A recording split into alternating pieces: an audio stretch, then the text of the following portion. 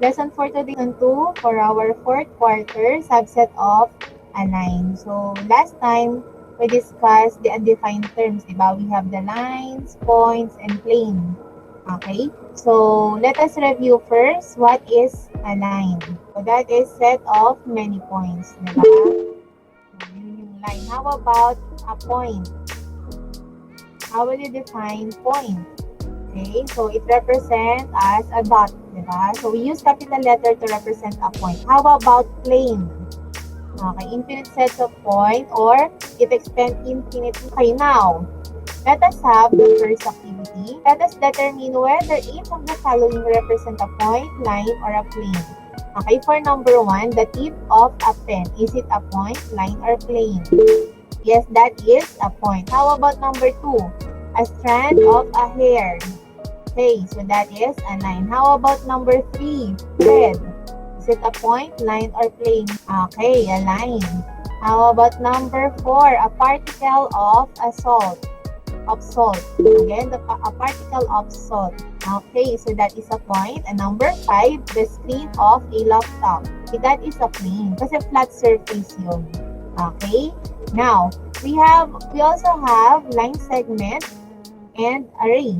Diba? So, when we say line segment, it is a subset of a line that has two endpoints.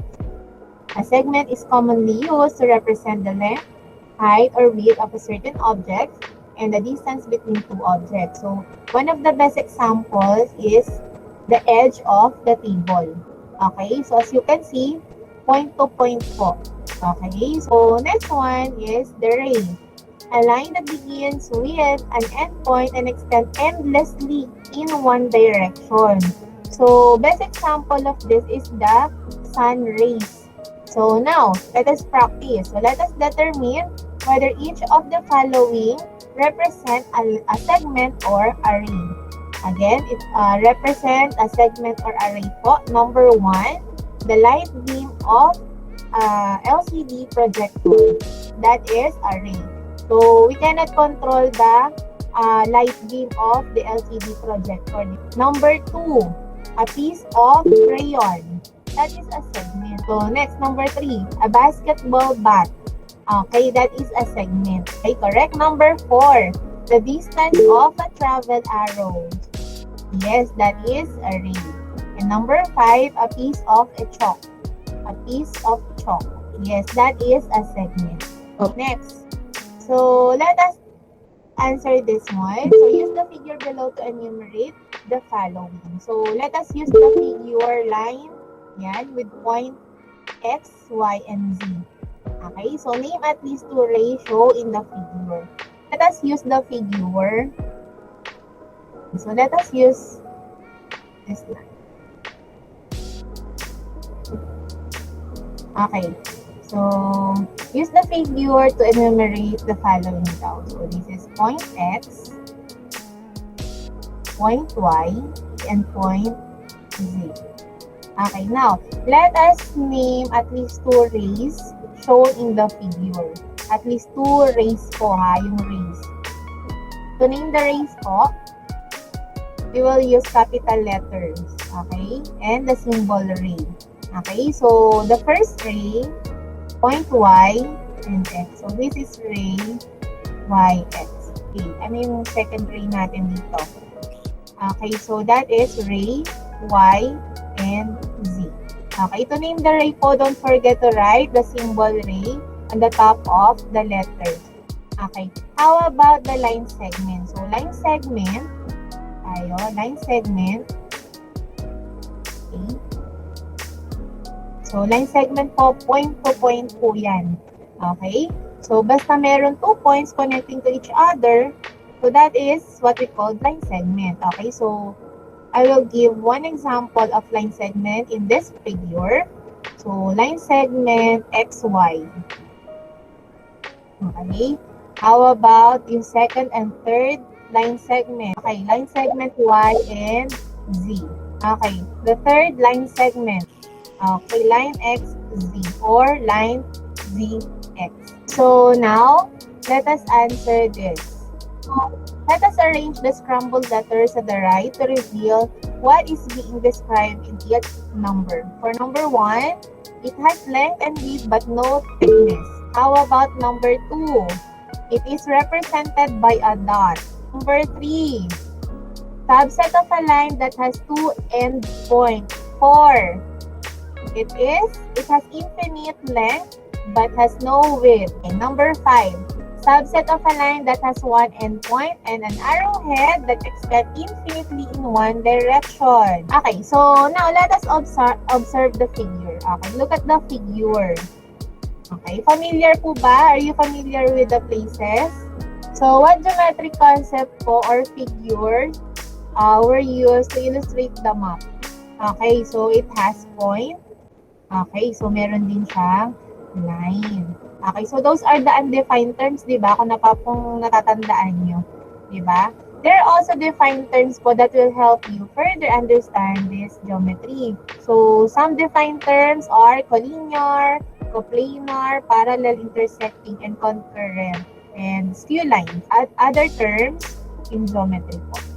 Okay, so we have the first term, we have the collinear. So when we say collinear, those are points that lie on the same line. Okay, so ibig sabihin po, nasa isang line lang po sila. Okay, so look at point M-A-T-H. So points lie on the same line. So ang tawag po doon is collinear point or collinear. Okay, so for point E and point G, look at point E and point G. So this is what we call non-collinear po. Bakit po non-collinear? Kasi hindi po sila naglalay on the same line. Next, coplanar points. So coplanar points are points that lie on the same plane naman. Plane, from the word itself, coplanar, plane. Diba? So again, points that lie on the same plane. Okay? So look at point L, A, and E. So, same, lang sila, same plane lang. Okay, nandun lang sila inside the plane. Okay, isang plane lang po kung saan yung position nila. And then, for the point P, E, and N, so yung dalawa, yung point N and point E, same plane, pero yung point P hindi na. So, ang tawag po doon, non-coplanar points. Let's move on to coplanar lines. So, kanina, points, ngayon line naman. So, coplanar lines, lines that lie on the same plane. So, look at the figure. So, yung figure natin, the quadrilateral, and then we have 3 lines, di ba? So, yung line S and line B, those are the coplanar lines. Line S and line T are non-coplanar lines. Next tayo. So, next is the intersecting lines. So, intersecting lines are lines that meet at exactly 1 point. So, yung exactly 1 point, that is what we call the point of intersection. So, line A, look at line A and line B. So, these are intersecting lines. And then, the point of intersection is point O. Okay, yung meeting place nila yung nasa gitna.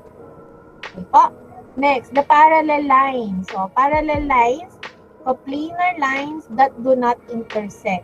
Ito po yung lines na hindi po sila nag-meet. Okay? So, line M and line N, look at line M and line N. So, these are parallel lines. So, symbol for parallel po, ito. Dalawang, parang letter L, dalawang L na magkatabi. Okay? So, sige nga po, give examples of intersecting lines. Next tayo.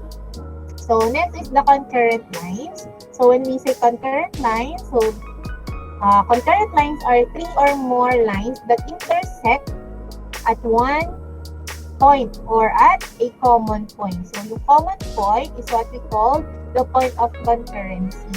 So, look at line M, line N, and line P. Okay, so 3 lines yan, meeting at the same point, okay, which is point X. So, point X here is the point of concurrency. Okay, so the other example, yung second example, so sabi nga, it could be coplanar or non-coplanar. So, line S, line T, and line V. So, these are the concurrent lines. And then the point of concurrency is point Q. Okay, so point X and point Q are points of concurrency. Now, we have the skew line. So, when we say skew line, so those are non-coplanar lines that do not intersect. Okay, so meaning to say, kaiba po sila ng plane. So, lines that lie on different planes. Okay, so look at line W and line X. So, these are the skew line. Kasi tingnan nyo yung line W and line X. Okay, so magkaiba sila ng plane. Parang dalawa siyang cardboard. Diba? Yung isa nakatayo yung cardboard, yung isa naka-flat lang. Okay, so hindi sila talaga mag-meet kasi magkaiba sila ng plane. And then the second example is the box. Diba? 3D box. Okay, or cube. So line line Y and line Z are skew lines. So bakit po? Yung line Y is the width and then line Z is the height. Okay, so kahit i-extend natin sila ng i-extend, hindi pa rin sila nag-meet. Now, let us refer to the given figure at the right, this one, and answer the following completely.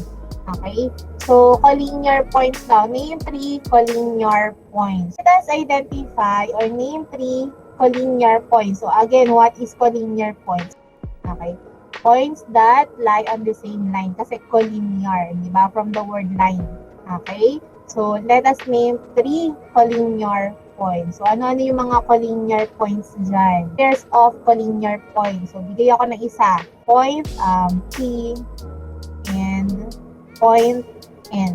Point L and point tama ang N ko. And E. Point L and A. Okay? Pwedeng point N and A. What else? Pwede pang P and A, di ba? Kasi point din naman yun nasa gitna eh.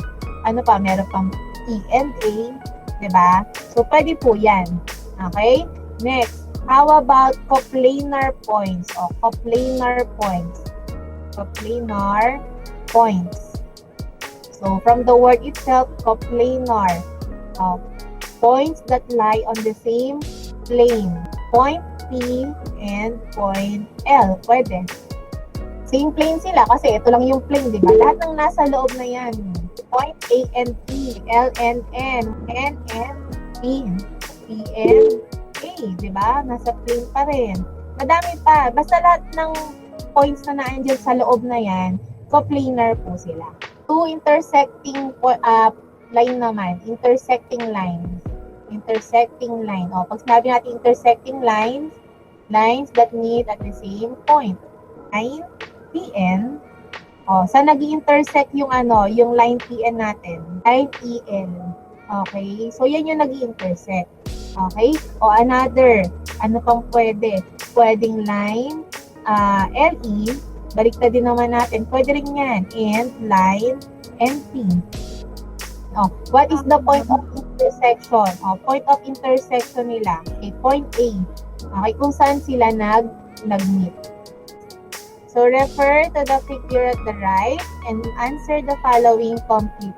So, identify what terms in geometry are being described below to solve the crossword puzzle. So, for the cross, number 1, 3 or more lines that intersect. Number 2, points or lines that lie on the same plane. Number 3, lines that meet or cross at exactly one point. And number 4, coplanar lines that do not meet. And then for down, number 1, points that lie on the same line. Number 2, non-coplanar lines that do not intersect. Answers only lang po, okay?